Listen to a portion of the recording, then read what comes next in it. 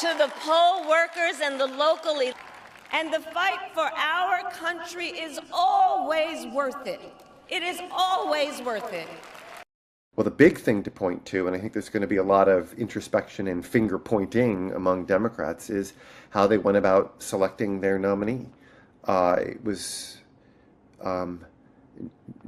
not conventional, to say the least, to stand behind effectively an uncontested primary season behind an incumbent president who then you abandon at the final hour and replace with the vice president who was the natural pick in some ways, but there wasn't so much as a moment of introspection between him stepping down and the party rallying behind her, even though in 2020 she ran what was widely regarded as a lackluster campaign. And it isn't clear what her core kind of base of supporters, what it looks like. And I think there'll be a lot of, as I said, a lot of finger pointing about not just towards people, but also towards process. Just how was this allowed to happen? And what needs to happen going further to avoid this catastrophe from Democrats' point of view.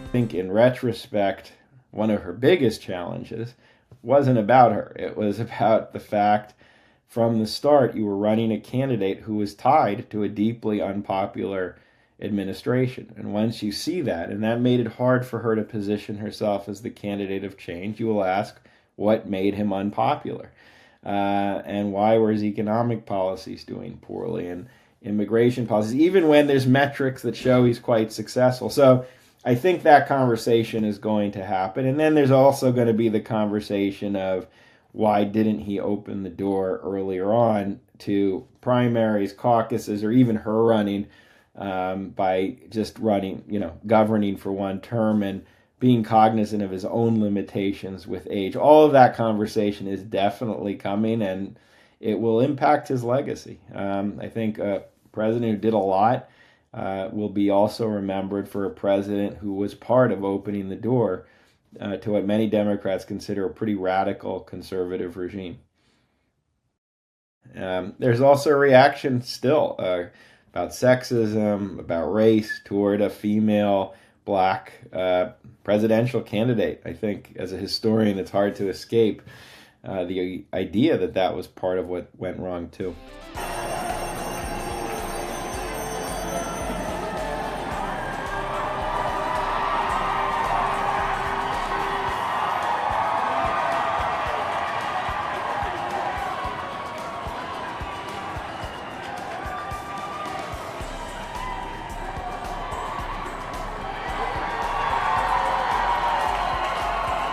Yeah, I mean, I actually think in retrospect her campaign was pretty strong and pretty flawless, and within a short amount of time, and dealing with the fact she was running as part of an administration that was deeply unpopular. The way that all came together, and I don't think there were many mistakes, I think overall wasn't her campaign.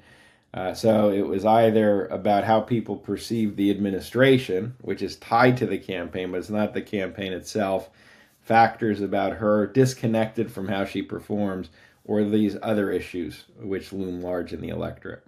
No matter who we are or where we start out, is why I am here to say, while I concede this election, I do not concede the fight that fueled this campaign.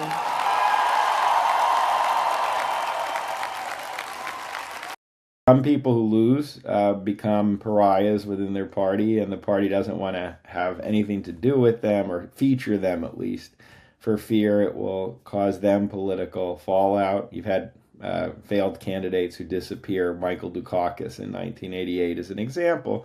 You have some, like Hubert Humphrey, who actually get back into politics. He went back into the Senate and still remain a voice, not in presidential politics, but on Capitol Hill and in liberal organizations. And Then you have someone like Richard Nixon, who lost in 1960 and then runs and wins the presidency 8 years later. So I think even with the history, there's really different paths someone can take, and it's hard to know.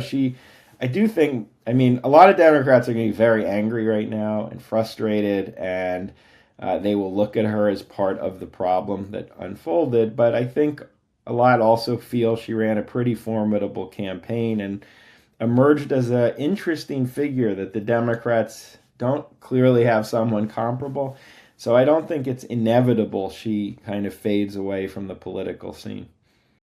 I think just politically, in terms of the short term, I do think a lot of Democrats are going to think that way. They will not entirely blame her for how this unfolded. And all you need to do is look at the early exit polls, which were showing kind of very deep disapproval, not for her, but for Biden, and disapproval with the state of the country. And when you have polls like that, which are about the incumbent, which is not her, she's not the president, I think it's hard not to see how she was tied down in many ways by his reputation.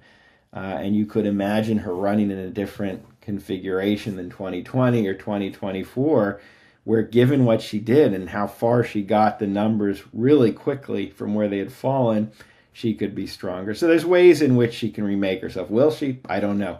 But I can see a path.